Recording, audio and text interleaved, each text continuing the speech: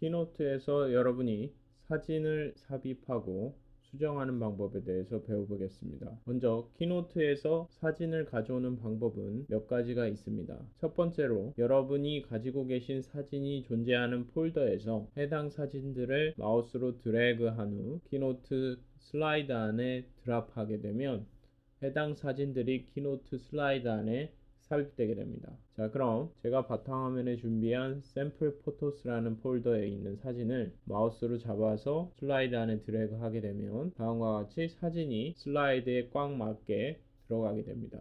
자동으로 사진이 이처럼 슬라이드 안에 꽉 맞춰서 들어가는 이유는 여러분이 키노트의 환경 설정에서 슬라이드 안에 크기에 맞게 이미지 크기를 조절하는 옵션을 선택해 주셨기 때문입니다. 그렇기 때문에 이미지를 삽입했을 때 슬라이드의 크기에 맞게 자동으로 키노트가 이미지의 크기를 조절을 해주게 됩니다. 자, 그럼 다음으로는 아이포토를 이용해서 키노트 안에 슬라이드를 가져와 보도록 하겠습니다. 아이포토는 여러분이 맥을 사용하게 되면 기본적으로 설치되어 있는 사진 관리 및 편집 프로그램입니다.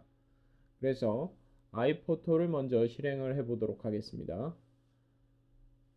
닥에서 아이포토를 누르겠습니다.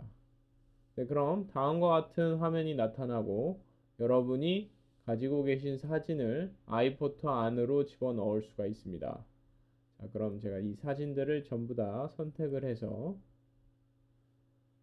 마우스로 드래그를 해서 아이포토 안에 떨어뜨리게 되면 다음과 같이 사진을 아이포토 안으로 가져올 수가 있습니다. 아이포토 안에 여러분의 사진 보관함을 자동으로 생성할 수가 있는 것이죠. 자, 그럼 이 상태에서 아이포토를 잠시 닫아두고 제가 키노트로 돌아가겠습니다. 키노트에서 미디어 아이콘을 클릭하게 되면 다음과 같이 지금 방금 우리가 아이포토 안에 집어넣었던 사진들을 볼 수가 있습니다. 그래서 여러분이 원하는 사진을 아주 손쉽게 바로 접근해서 가져올 수가 있는 것이죠. 자, 그럼 제가 슬라이드를 하나 더 추가를 해서 이 사진들을 가져와 보겠습니다.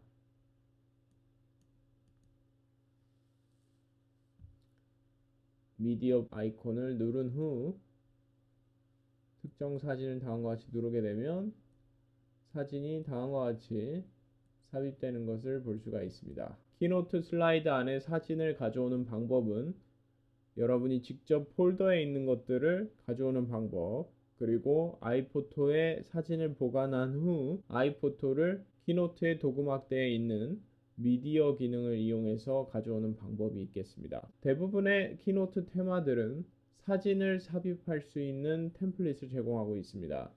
그러면 제가 슬라이드를 추가하는 버튼을 눌러서 여기 보시는 것처럼 사진이 들어간 템플릿들이 보이게 됩니다.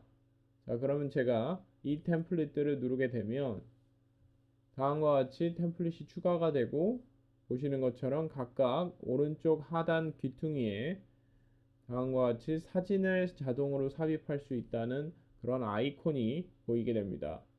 이거는 미디어 위치 지정자라는 것인데요.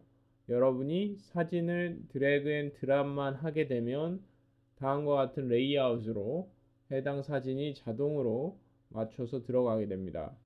자, 그러면 제가 이 사진 아이콘을 누르게 되면 다음과 같이 자동으로 미디어 기능이 활성화가 됩니다. 그러면 제가 이 상태에서 다음과 같은 사진을 클릭하게 되면 해당 사진이 자동으로 이 화면 크기에 맞추어 들어가는 것을 볼 수가 있습니다. 자, 그러면 이 아이콘을 누르게 되면 다음과 같이 또 다른 사진을 집어넣을 수가 있고, 자, 마지막으로 이 부분에도 사진 아이콘을 눌러서 사진을 넣어 주겠습니다.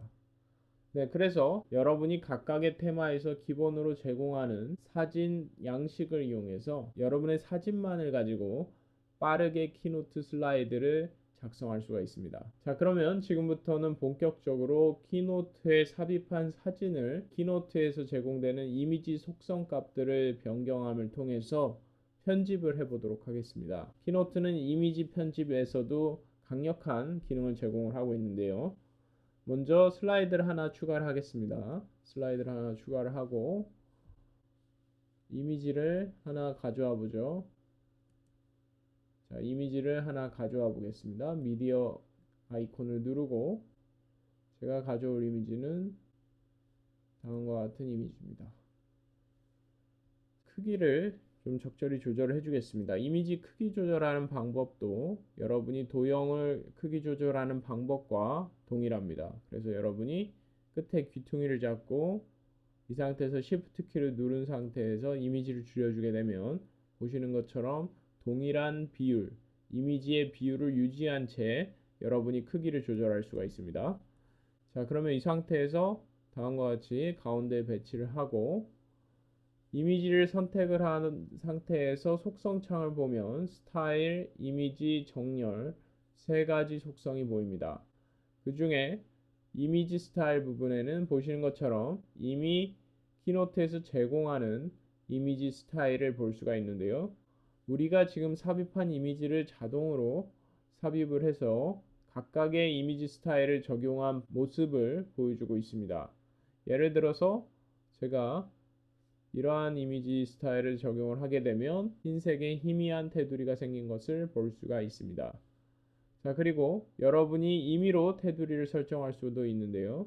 테두리 속성을 열게 되면 지금 현재 우리는 액자라는 속성을 사용하고 있는데 우리가 이 액자 옵션을 클릭해서 선으로 바꿀 수도 있습니다. 선으로 바꾸게 되면 다음과 같이 여러분이 테두리로 사용할 선의 유형을 선택을 할 수가 있는데요. 예를 들어 저는 이러한 선의 유형을 선택을 해 보겠습니다. 그리고 색상을 약간 흰색 계열로 다음과 같이 설정을 해주죠. 그리고 이미지에 그림자 역시도 삽입할 수가 있습니다. 우리가 도형이나 텍스트 대상체 등에서 했던 것처럼 이미지에 그림자를 선택을 하고 그림자 만들기를 클릭을 합니다. 그러면 그림자가 생긴 것을 볼 수가 있는데요. 그림자의 속성 값들을 좀 바꿔보도록 하겠습니다. 먼저 오프셋을 좀 늘려주죠. 네, 보시는 것처럼 오프셋을 늘리니까 확실히 그림자가 삽입된 것을 파악할 수가 있습니다. 그리고 불투명도를 약간 줄여주겠습니다. 그리고 그림자의 각도도 다음처럼 여러분이 변경할 수가 있습니다. 그리고 반사 효과를 집어넣게 되면 보시는 것처럼 이미지의 반사 효과가 다음과 같이 적용이 됩니다. 그리고 불투명도를 적용하면 이미지의 불투명도 역시도 다음과 같이 조절을 할 수 있는 것을 알 수가 있습니다. 자, 그럼 이미지를 하나 더 삽입을 하고 이미지 스타일을 하나 적용을 한 후에 제가 그 이미지 스타일을 저만의 스타일로 한번 등록을 해 보겠습니다. 먼저 플러스 버튼을 누르고 새로운 슬라이드를 삽입을 하고 그 다음에 미디어 기능을 눌러서 제가 원하는 사진을 선택하겠습니다. 자, 그리고 사진의 크기를 적절히 조절을 한 후에 이 사진에 제가 이미지 스타일을 하나 생성을 해서 집어넣어 보겠습니다.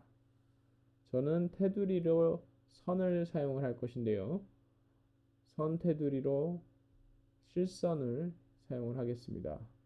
그리고 실선의 색상은 약간 회색 계열의 색상을 다음과 같이 선택을 하겠습니다. 자, 그리고 실선의 굵기를 한 3포인트 정도로 조절을 하겠습니다. 그림자 효과는 저는 곡선 그림자 효과를 줄 것인데요. 다음과 같이 곡선 그림자가 적용이 되면 이미지가 붕 뜨는 듯한 입체감을 줄 수가 있습니다. 지금은 안쪽으로 곡선 그림자가 제공이 되고 있는데 저는 이번엔 바깥쪽으로 이런 식으로 그림자 효과를 준 후 그리고 오프셋을 적절히 조절을 하겠습니다. 네, 그리고 불투명도를 다음과 같이 62% 정도로 맞추고 그림자의 각도도 적절히 조절을 해주겠습니다. 네, 그래서 다음과 같은 이미지 스타일을 생성을 했습니다. 그러면 이렇게 생성한 이미지 스타일을 이미지 스타일에 추가를 하겠습니다. 오른쪽 화살표를 눌러서 플러스 버튼을 누르게 되면 지금 방금 제가 생성한 이미지의 스타일을 나만의 스타일로 등록할 수가 있습니다. 자, 그러면 슬라이드를 하나 더 삽입을 해서 제가 다른 이미지를 하나 넣어보죠. 미디어 기능을 눌러서 이번엔 이 사진을 집어넣겠습니다. 그리고 사이즈를 조절을 한 후에 이 상태에서 화살표를 눌러서 제가 생성한 이미지 스타일을 선택해 보겠습니다. 네, 그랬더니 제가 방금 전에 생성한 이미지 스타일이 지금 이 이미지에 적용된 것을 볼 수가 있습니다.